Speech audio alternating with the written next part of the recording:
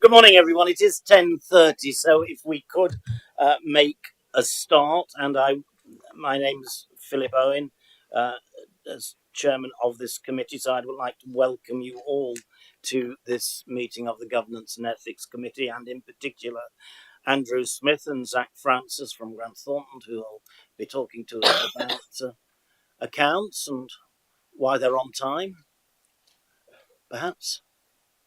Anyway, we look forward to hearing from you later. I think the recording is taking place satisfactorily, so we won't be disappointing our fans out there in Greater Nottinghamshire. The first item on the agenda are the minutes of the last meeting held on the 14th of June. Those that were present, can I have your approval to sign them as a true record? Thank you very much. Item number 2, apologies for absence. Do you want to deal with them for me and deal with them all in one go? Thank you. We've had apologies from Councillor Samantha Deakin for other reasons. Councillor Carr is substituting. We've had apologies from Councillor Mrs Sue Saddington for medical reasons. Councillor Barnfather is substituting. And apologies from Councillor Michael Payne for other council business. Councillor Creamer is substituting. Good. Welcome to one and all. Particularly you again, Councillor Creamer, who are more or less a permanent fixture on this committee, but you're welcome nevertheless. Item number 3, declarations of interest by members and officers. Are there any declarations of interest? No, good, thank you very much. Item number 4, the local government ombudsman's decisions, May 2023 to June 2023, which are set out in the papers. I will move the recommendation on page 9. Chairman, a second. Thank you. And you will see that we have 2 cases where complaints against the council were upheld. And as is my normal practice, I will take them individually. And the first one is a complaint against the police department that the council failed to install a dropped curb, and then we wrote a letter to say why we weren't installing a dropped curb, to which the complainant took umbrage. Now, anybody from the complaints department wish to elaborate on that further? To be honest, no. I think it's quite clear there that the communication side of things wasn't great. Empathy with the complainant around her wheelchair use. But I'm sure Martin can expand a bit further on what they're doing around the communication side of things. Good, well, that's a nice shoe-in for you to tell us how you're going to improve your letter writing. Thank you very much, yeah. So, there are 2 issues that were associated. This one with the process itself, and I think officers in VIA failed to adequately take the disability of the complainant, the inquiry into consideration, and that does need to be something that needs to be addressed. So in the future, at the very least, VIA will need to do a site visit and, if necessary, consult with the member of the public to assess what level of disability they've got and how their access to the highway is imparted. So that's something that we do need to assess. It was compounded, which is entirely correct, in saying by some very insensitive communications. I have taken that up with VIA's communications manager. This specific instance is being assessed.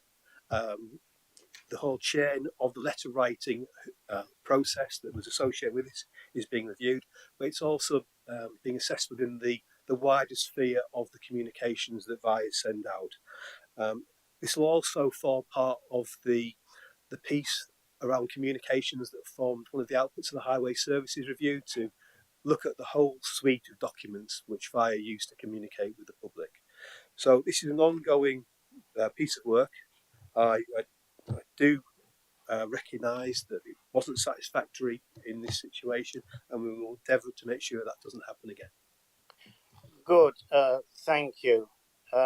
My reading of the report, and I've noted you want to comment, Councillor Carr. My reading of the report is that you actually followed the procedures correctly, and really it was just the letter. Now, I've asked for a dropped curb to be put on Kimberley Road. So if you and I've been unhappy with the response, can I claim £200? But that's another story. Councillor Carr. Councillor Henry, please. Sorry. Thank you, Chair. I know the processes were followed and everything, but it has to beg the question, why did it even get to the stage of having to go to the local government ombudsman? This was a woman in a wheelchair that had a need, and we should have responded to it. It's that simple, really. Thank you. Well, you say it's that simple. The protocols were followed, and there's an order of priority for installing dropped curbs. The one that I've mentioned in my own division, the woman is in a wheelchair, so I look forward to getting a dropped curb put in. Councillor Henry. Thanks, Chair. Councillor Carr sort of mentioned a bit of what I was going to say, and I've listened to Gary Martin, and it's what they're saying to me makes sense, but I am a bit confused as to why we would pay for that. We've apologized for what we've done. I know there's an issue with communication. So I know we had a conversation before in this meeting about the ombudsman reports that comes to us. Don't we have a bit more? Can we not be more robust in the pushback in some of the recommendations that he comes to us or she comes to us with? Because this is taxpayers' money. I know it's only £200, but we got to be more robust in how we challenge the ombudsman's decisions initially to see whether or not we can. We don't have to be paying out money like this, really. Yeah, thank you for those comments, Councillor Henry. I'm glad you're on board with that, because we did have a meeting with the Ombudsman's representative some weeks ago now, and this was one of the points that we raised about pushing back. And the Ombudsman's representative was quite clear, yes, feel free to do that. And certainly the message from Councillor Lee and myself to the complaints team is that we need to push back as appropriate. There will be cases where clearly we have made a fundamental mistake and we accept the Ombudsman's findings. But I agree with you. I think this one is very much, I think it's a dodgy one in many respects, that we perhaps ought to push back a little bit more. And I think I'm glad you've reinforced the message that it's cross-party, that we do need to push back where possible. I'll come in a moment. Councillor Upton wants to comment. Thank you, Chairman. Yes, I understand that the policy was conveyed. It was how that was communicated to this individual. I don't know, but I suspect there's a high volume of this type of correspondence across the authority. My own personal experience of casework in my division is, most weeks there's a significant amount of residents asking for something on the highways estate and via communicate back. And from my perspective, I may be wrong, a lot of them, standard phrases seem to appear regularly, shall we say, week on week, month on month. And I get that, because if you're overwhelmed by the sheer volume, why wouldn't you have some standard phrases and you put them together almost a cut and paste and the letter goes out? I've got ones at the moment where a resident on a mobility scooter is complaining about the footpath and the condition, and back comes yet again the standard letter with the same phrases almost. Yeah, we understand, but this policy, that policy, it can't be in here, and it can't be revenue, it's got to be in capital, it might be this, it might be that. And the same phrases appear. It's how you can convey that message to people, because it just gets their angst up, I think, and they think, oh, bureaucracy again, they've kicked the can down the road with the same phrases. I don't know if you've got the resources to sort of finally check and make the responses tailored to the individual, and I suspect it's the sheer volume. And I'd be interested to know from the officers, is it a volume thing? You're going to review how VIA communicate, but I suspect you're going to find huge thousands of correspondence like this in a year. And how do you manage that, and how do you personalise it to us and to our residents? I don't know. Thank you. Richard, you wanted to come in and I'll come. back to place. Yeah, if I can take Councillor Henry's comment, thank you for that. And it's we have challenged and we are continuing to challenge where we agree or where we disagree with what the Ombudsman's saying.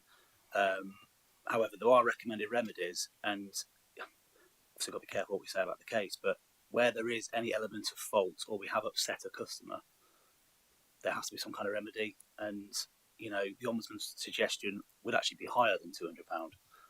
So we did.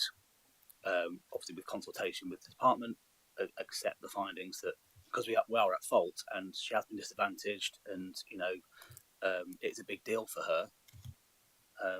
We agreed that £200 is a fair reflection, but the message has gone out loud and clear. I'd probably need to reiterate it again, but about we don't have to necessarily accept all of the findings that the Ombudsman give us. I hope that gives you some reassurance anyway that we are trying to challenge more and more. Did from based upon, do you want to come in at all to in the light of Councillor Upton's comments? Absolutely. I think Councillor Upton's entirely correct about the volume of correspondence that comes through via and the district manager's desk.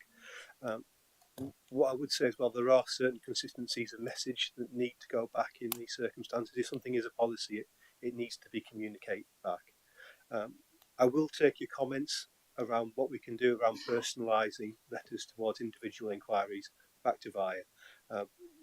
If you could bear with us on that, but our latitude around that may be limited because there is information that needs to be imparted. Okay, thank you very much.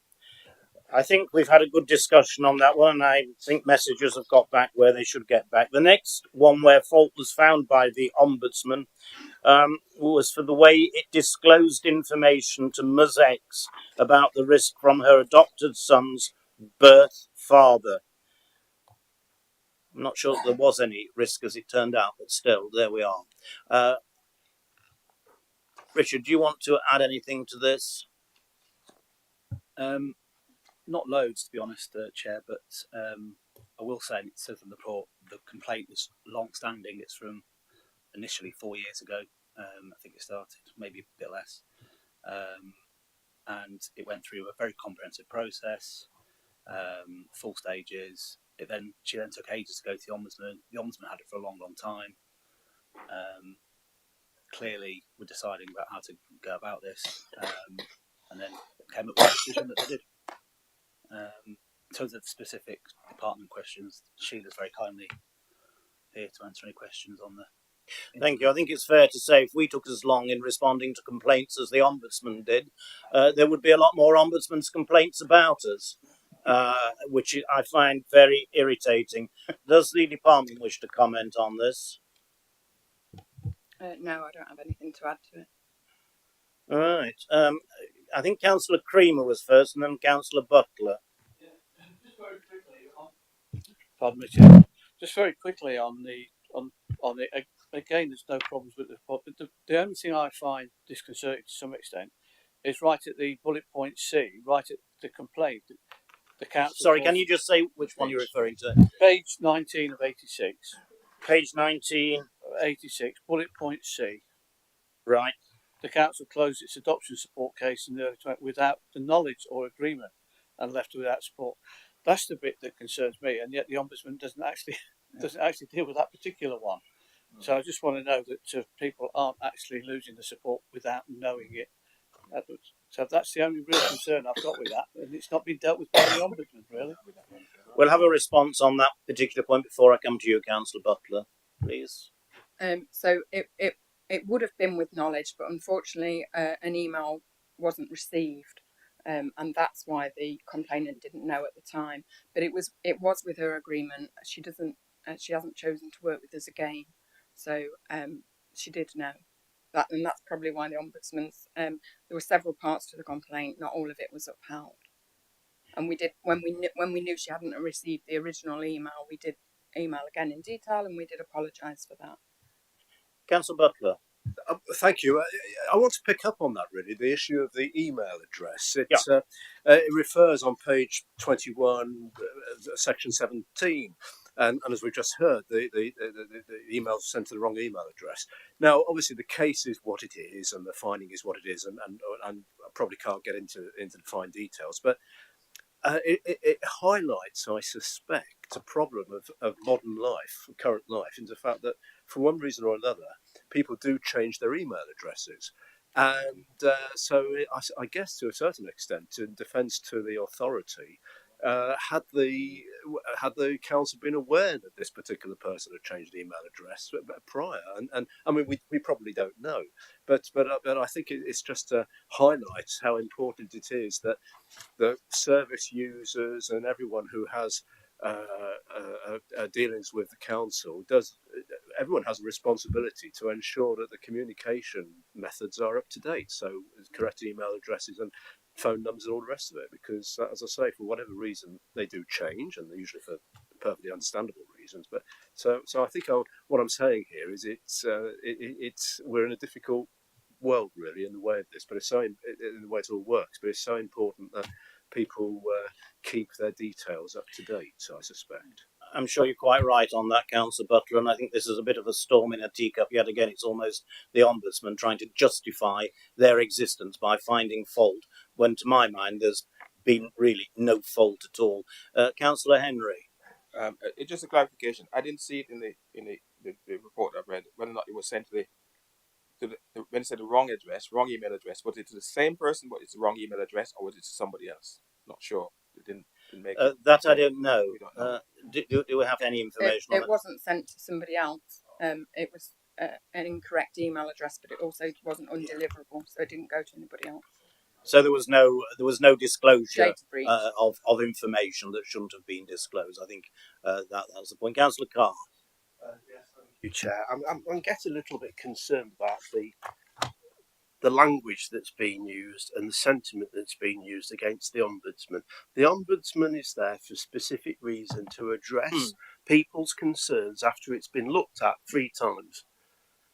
And whether we agree with what the Ombudsman says or not, the Ombudsman says it, and so we ought to be putting the situation right. I hope that there's nobody out there listening to this thinking, well, we can take it to the Ombudsman, but even if it comes back to the council at this meeting and we find us at fault, we're going to say, oh, well, it's the Ombudsman, isn't it? That's what they're like, the tech ages. They don't come up with the right things, because that's not what we should be doing. We should be learning from what the Ombudsman's saying. Thank you. I think the discussion this morning has quite clearly demonstrated that there is a learning process, but we are here to challenge what the Ombudsman says. It's a fact that the Ombudsman did take a long time to respond, and that is irrefutable fact. And we are simply commenting on that. And had we taken as long to respond, the Ombudsman would have found fault with us.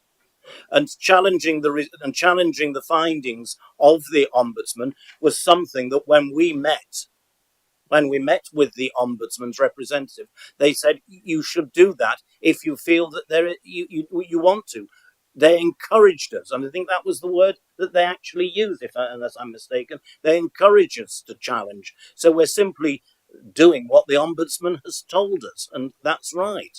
We are paying the sums of money that the Ombudsman has advised that we pay. So I think that we are learning from those comments. Councillor Carr. But were they advising us to do this in public? Because I don't think doing it in public is the right thing to do. It sends out the wrong message to the people of the county, that the county council are trying to discredit what the Ombudsman's saying to us. And that is just not the way to do it. I've never seen it before in this council, where we've tried to discredit what the Ombudsman's saying to us.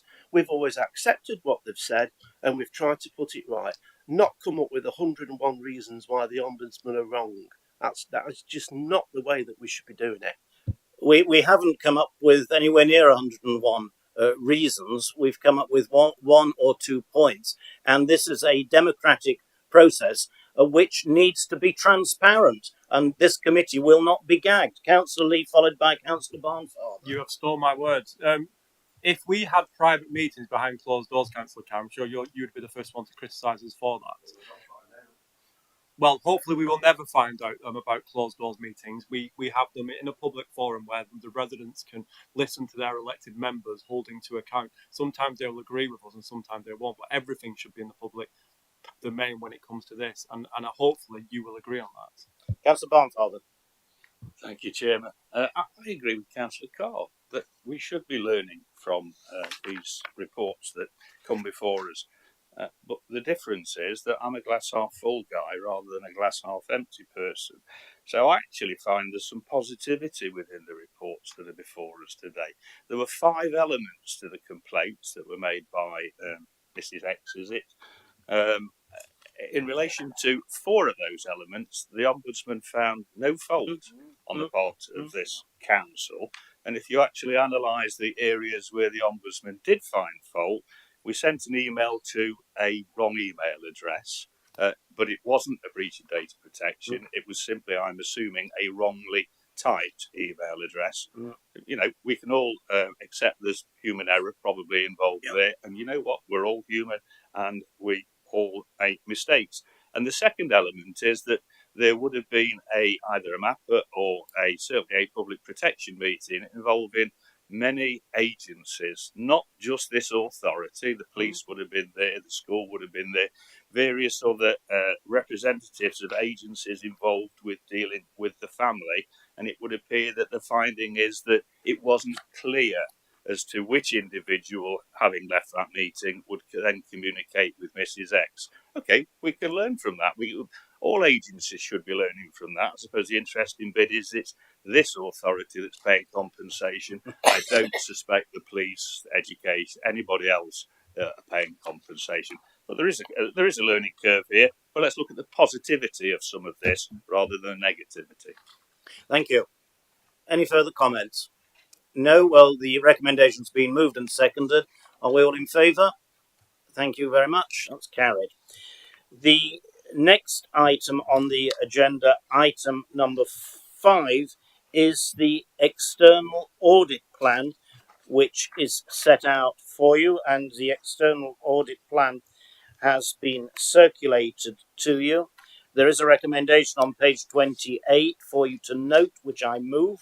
Chairman, I second. Thank you. Over to you.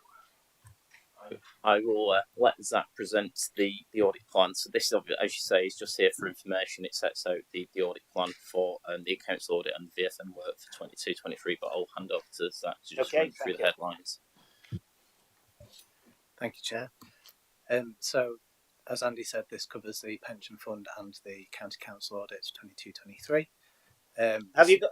Just sorry to interrupt. Have you got your microphone on? I think it's not coming through very clearly. Yeah, I'm getting deaf. I'll put it close. There we go. Is that better? Yeah. Yeah. So the risks across the 2 audits for the county council and the pension fund are consistent with last year. We tailor our audit procedures around risks. It's a risk-based approach. So the risks are management override of controls, where we look at your journals and your accounting estimates, and then the other risks are around your estimates. So the valuation of land and buildings, valuation of the pension fund liability, and for the pension fund we look at the valuation of your level 3 investments and the valuation of the value of the promised retirement benefits. So we've finished our planning, and this is the audit plan as a result of that. The materiality that we've set is 20.96 million for the county council and 64.6 million for the pension fund. We are required to report to you any errors above a trivial level, which we will do so in our audit findings report, and that trivial level is 1 million for the county council and 3.2 million for the pension fund. For value for money, we've got one significant risk, which is consistent with the prior year as well, and that's around your financial sustainability. So that's owing to the fact the council needs to find significant savings in the medium-term financial plan. The timing of the audit, so we've started the the main fieldwork stage, and we propose to have completed by January 2024, which is a timescale that is obviously extended compared to earlier years, and the report touches on the reasons for that, and it's a sector issue rather than any specific issue with this council. That's all I wanted to say. What can you just unpack a little bit what you mean by sector issue, because that extended time period is quite significant, isn't it? Yeah, Andy, John. Thank you, Chair. So yes, the sector issues are kind of twofold, and we've probably touched upon these in previous meetings. But obviously, there is a resourcing issue in terms of, and this is not Grant Thornton; it's a sector-wide, profession-wide issue in terms of recruitment of experienced external auditors. So there is a finite capacity that we have. So that is part of it. The other part of it is just simply the growth in terms of the amount of audit work that's occurred over the last few years, which has increased the amount of work that we do on value for money, as well as the accounts audit, particularly around valuations of your London buildings and your pension. There's been a huge increase in that work over the last few years, and that work is simply taking a lot longer to complete, not just for us but also for your finance team as well. So it is a combination of those two factors. As Zach said, it is a sector-wide issue, and it's not necessarily specific to this council or the pension fund, and it is well documented in terms of in terms of the parliamentary process. And there's lots of discussions going on central about how this issue can be resolved, and there will be. I understand, although I can't say any more, there will be some measures coming forward to try and resolve the issue in order for firms and bodies to catch up going forward. So hopefully this issue will start to resolve itself. But what I would say is going forward, the amount of work that goes into your audit and your new auditor will still be the same. So timescales will probably always extend through to at least the end of the calendar year. I think it's very unlikely that we'll ever get back to a point where we or your new auditor will be able to sign off by September, which is what was always envisaged. But I see that being very challenging in terms of just the sheer amount of work that now needs to take place for the audit. And I suppose just to put it into context of, say, a large commercial entity of your scale in terms of amount of spend and assets, most of those audits will take place over a 9-10 month period and don't generally tend to get filed until about January time. So, organisations, commercial organisations of your scale, in terms of comparison, generally would take a 9-10 month period in order to close down the audit of their accounts. So relatively speaking, we are broadly operating in line with the same sort of scale of audits in that sector. It's just that obviously this sector has been used to much more rapid timescales in the past. Okay, well, we look forward to receiving them then in January and seeing you here with them. Councillor Barnfather, you indicated. Yeah, thank you, Chair. I just picking up on Mr. Smith's comments there. So I was reading an article over the weekend, and I note that the government have identified that the auditing requirements for local authorities are effectively they're based on a commercial model, which are not best suited to local authorities and the way in which we operate.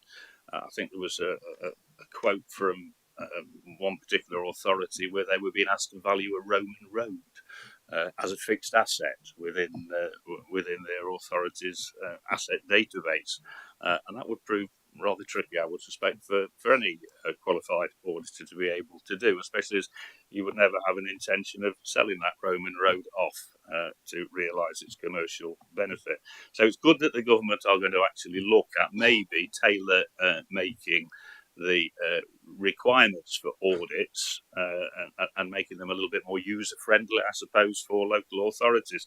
The other part of the article I was reading was the fact that, and again, Mr. Smith referred to it, that there is a huge backlog nationally, and in fact it referred to some authorities who have not had their accounts signed off, I think as far back as 2015-16 financial year. So I don't know, perhaps a question for Mr. Stevenson.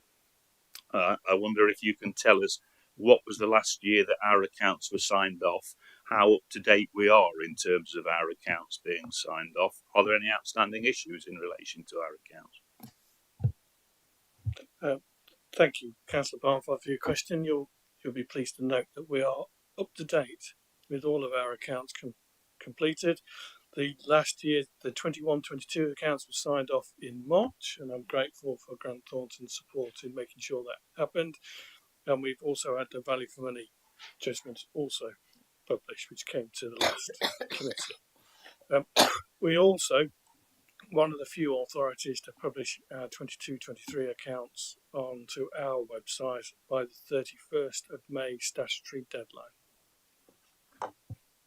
Thank you for that, Mr. Street, and I think that's creditable when you actually do look at the national backlog and a number of authorities with outstanding accounts from many years previously. The fact that effectively we are bang up to date with the last set of accounts that can be signed off, and that we're currently up to date in terms of how we are addressing the latest year's accounts, for which of course the plan is now put before us. So, I'd just like to publicly record my thanks to the members of the finance team of this authority who do such a fantastic job in holding us to account, making sure that the books balance, and to thank our auditors for making sure that we are not one of those authorities that are indeed found lacking, that the government having to take remedial action against. So thank you. Yes, it's a very impressive performance, no doubt about it, in the current climate. No further questions. The recommendations have been moved and seconded. All those in favour? Anyone against? That's carried unanimously. Thank you very much for that. Thank you. The next item on the agenda, item number 6, is the annual fraud report, which again is set out before you, and we do have a recommendation on page 56 to note the report, which I move. Chairman, I second. Thank you very much. Any comments or questions on the annual fraud report?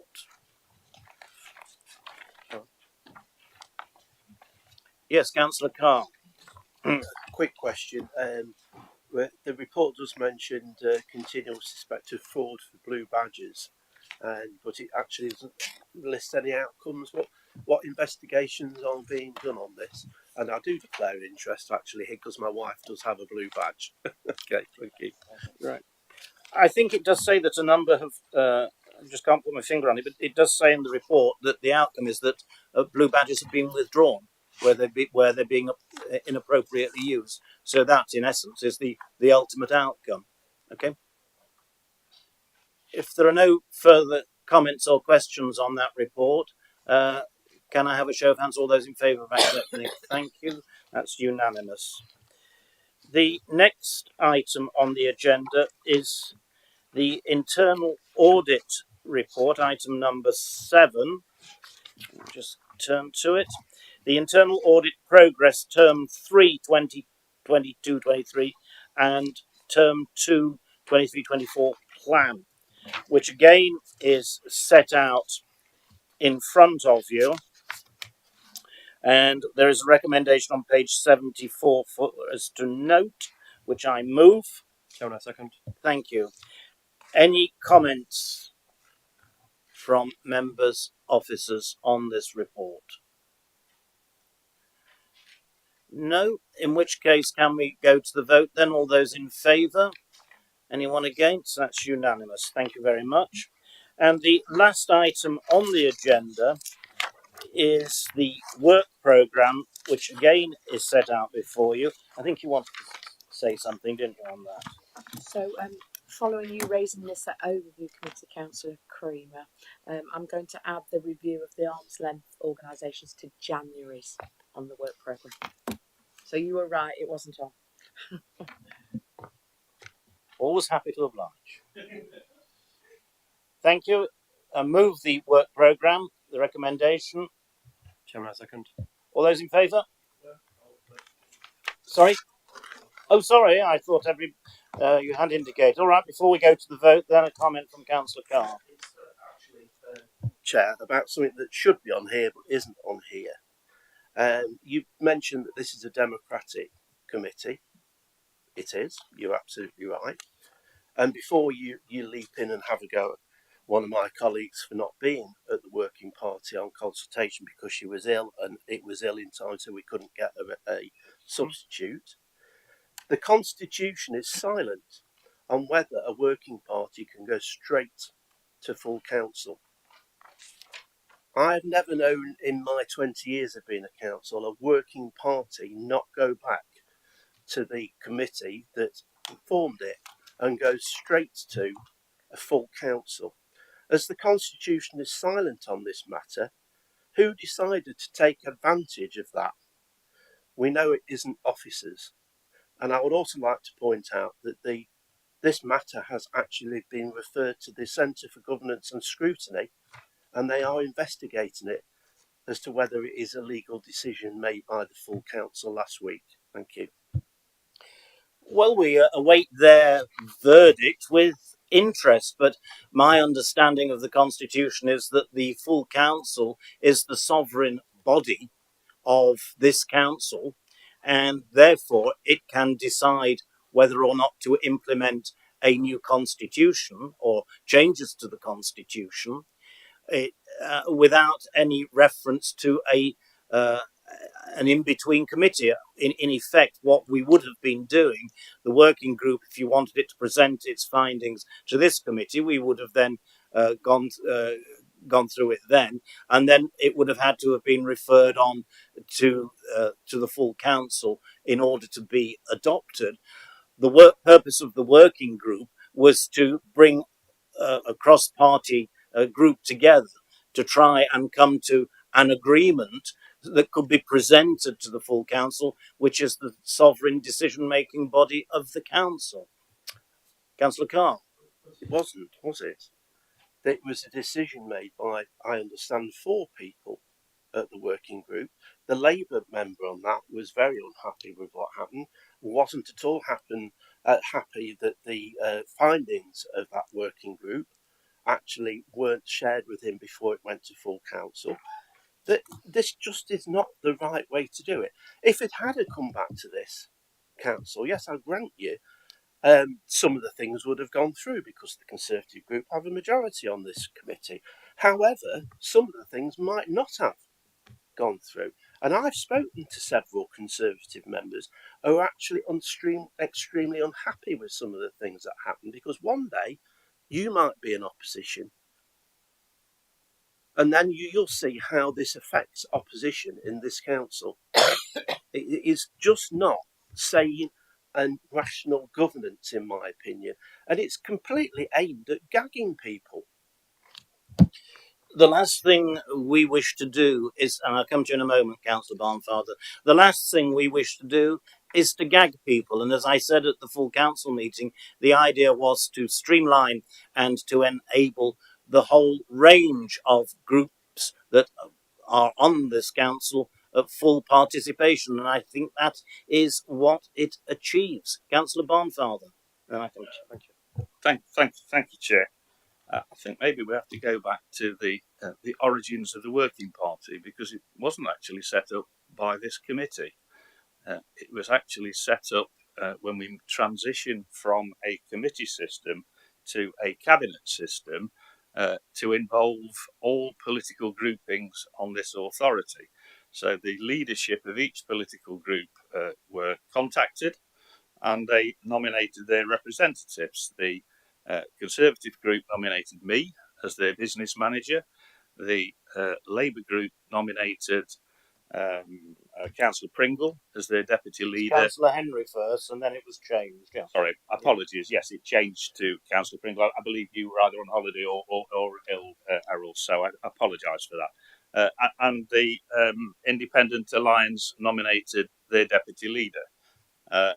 You chaired it, I think, more by default, with all due respect, Chairman, than anything else, because of your position as the chair of the Governance and Ethics Committee. But it was never a working party of the Governance and Ethics Committee as such. So it did not have to report back to this committee, because it was set up under a wider whole full council auspice. And of course, as you've quite rightly pointed out, the full council are the ultimate decision-making body, that can at any time effectively overrule a committee decision, other than perhaps a pension fund or planning and rights of way committee decision.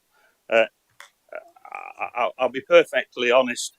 I hear the comments about the Labour representative being unhappy with some of the items and not having informed beforehand of what was being proposed. Can I say there was no unhappiness at the meeting? We had a frank exchange of views, and we came to an agreement by those who were present at the meeting on what the recommendations would be, and they were shared by the legal officer and the monitoring officer with all members of that working party before they appeared in any full council papers. And in relation to the attendance of the Alliance Independents, there were 3 meetings, as I recall, Chairman, that produced the final report spread over a period of many weeks. So the Independent Alliance had every opportunity, in the absence of one of their members through illness for one of those meetings, perhaps, to nominate another representative, and chose not to, and indeed did not send apologies, if I recall, on at least 2 of those 3 instances. As to Conservative members being unhappy with any findings, well, I am the business manager, the chief whip of the Conservative group, and I suppose I would say this, wouldn't I, to use a famous quote, but no members of the Conservative group have approached me at any time to state that they are unhappy with the recommendations.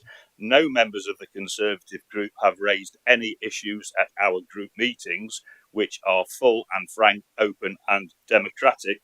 But if Councillor Carr would like to mention the names of any of those Conservative group members, I will, of course, very happily speak with them and seek their views. Thank you, Chairman. Yeah, thank you for that, Councillor Barnfather. And I would say that prior to the full council meeting, Councillor Pringle emailed me seeking clarification on certain points, which I quite happily, by return of email, gave him, and he emailed me back thanking me for the clarification and thanked me on the day privately, if not publicly. And I actually shared you shared with other members of the group. So thank you, Chairman. Councillor Carr. Yes, it's absolutely very interesting to see all this this clarification and backtracking now.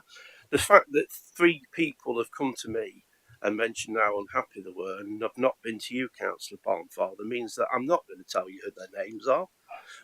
Well, surprise, surprise, because clearly they didn't want to tell you, but they were quite prepared to tell me. Yeah, right, absolutely. And I still maintain this fact. Whose working party was it then? Was it the full council's working party? Was it the cabinet's working party? Was it governance and ethics working party? We've just been told no, but that's not what we were told at full council last week. The Labour group were very unhappy at full council last week of what was being said and done in our name.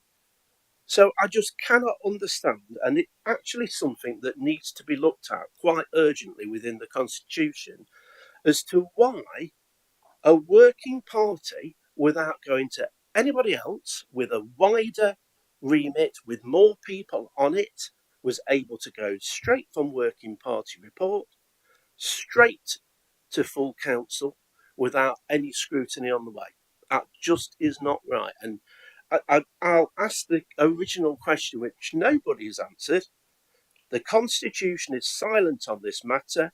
Who decided to take advantage of that? Because we know it wasn't the officers. There was no taking advantage of it. It was a report that was produced, and we said right at the very outset, when the Constitution was changed originally to go to a cabinet system, that the working group that had been set up in order to introduce that new constitution would continue to meet and review the constitution after it had been in operation during the first year. And that is exactly what we did. And we reported that back to the full council. It's not a case of taking advantage. That's the way we have been operating all the way through. Councillor Lee. Question, Councillor Owen. You've not answered my question. I'll answer it another way. Was it your decision to take it directly from the working group to the full council without any scrutiny in between? It was the decision of the working group to take it to the full council, because that is the way we had been set up originally in order to produce the changes to the constitution that were needed originally in order to move to the cabinet system. You're trying to make something out of nothing, I'm afraid, and it simply isn't working. Councillor Lee, followed by Councillor Barnfather. Thank you. I've not been a councillor for long. I really haven't. I've only been a councillor for 2 years, well, county councillor for 2 years.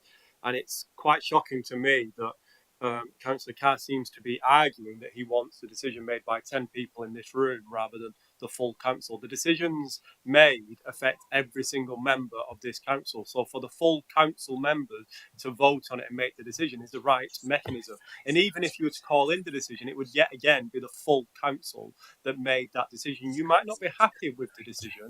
However, it was the full council that made that decision. And as far as I'm concerned, as a member that has to go back to my electorate, for every single member in here to have made that decision, for me, is the right decision. Just before I bring you in, Councillor Barnfather, if I could quote from the Constitution, Section 4, the Council, Paragraph 5, subsection A.